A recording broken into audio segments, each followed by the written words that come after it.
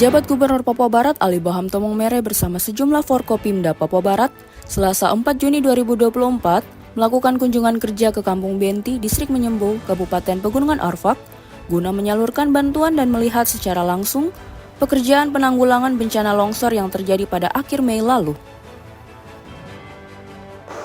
Dalam kunjungannya, PJ Gubernur juga ditemani oleh Bupati Pegunungan Arfak, Yosia Saroy, Kejati, dan Ketua DPR Papua Barat, Polda Papua Barat, Kafasarkan, serta beberapa pimpinan OPD baik dari provinsi maupun Kabupaten Pegaf.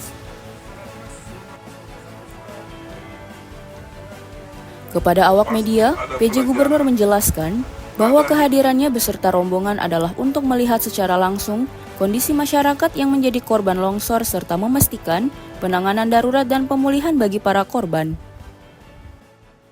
Kami datang di Kabupaten Pegaf, ada dua. Yang pertama mengunjungi, melihat langsung keadaan korban longsor di distrik Menyembo, dan tadi kami sudah bersama-sama masyarakat melihat langsung kondisinya, dan tentunya penanganan daruratnya adalah ada bantuan-bantuan dari pemerintah dan juga masyarakat, dan penanganan pemulihan dan sekaligus permanennya tentunya kita akan berusaha untuk mengembalikan kondisi jalan, kemudian rumah masyarakat yang ada di sana.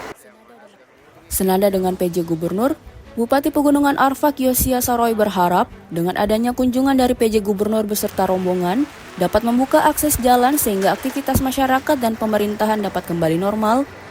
Bupati Yosias mengakui bahwa dirinya kewalahan mengingat saat ini butuh waktu 5 hingga 6 jam dari Manokwari untuk sampai ke Kabupaten Pegunungan Arfak melalui Kabupaten Manokwari Selatan. Untuk itu, Bupati juga menghimbau kepada masyarakat agar mendukung langkah-langkah yang diambil oleh pemerintah sehingga akses jalan bisa kembali normal. Ketua Provinsi, Ketua MRP, dan juga Kejati Papua Barat yang mana sudah mengunjungi ke Pegaf untuk bisa melihat kondisi bencana alam di Kampung JD di Menyembo, Kabupaten Arfak. Terima kasih untuk bantuannya, dan juga hari ini juga kita ada di Kali Gaharu untuk melihat longsor yang ada di Kali Gaharu, dan juga di sebelah sana juga ada air terjun atau Kampung Aceh, itu juga longsor besar. Kita berharap ke depan dengan adanya kunjungan Bapak Penjabat Gubernur Papua Barat ke tempat ini segera akses ini segera terbuka untuk kami, karena kami kewalahan karena kami putar lewat Mansel itu 5-6 jam baru tembus ke Pega. Nah, terus belum tentu kita lewat Sertubo.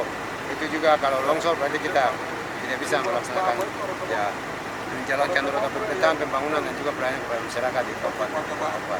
Yang kedua, saya mengimbau kepada masyarakat supaya bisa mendukung, karena jalan ini untuk kita semua, bukan untuk bupati atau pemerintah, tetapi untuk semua orang. Apalagi kita di Pegaf ini semua mayoritas dari umat Kristiani dalam tanda petik GPKI. Dalam ini kita semua ada gereja, kita ibadah, harus kita dukung, karena tidak ada pemerintahan yang berasal dari dunia ini. Sementara itu, Paulus Ayok, tokoh masyarakat setempat menceritakan bahwa pada saat terjadinya longsor, sebagian masyarakat sedang mengikuti ibadah di gereja. Paulus mengatakan, awal kejadian dimulai dari jalanan aspal bergerak ke sisi kanan jalan yang mengakibatkan beberapa rumah bergeser, disusul dengan longsoran tanah dari tebing hingga menimbun 9 rumah dan menutup akses jalan menuju Anggi ke Kabupaten Pegunungan Arfak. Tanggal 26 bulan Mei 2024 itu pukul jam 11.30 yang terjadi siang.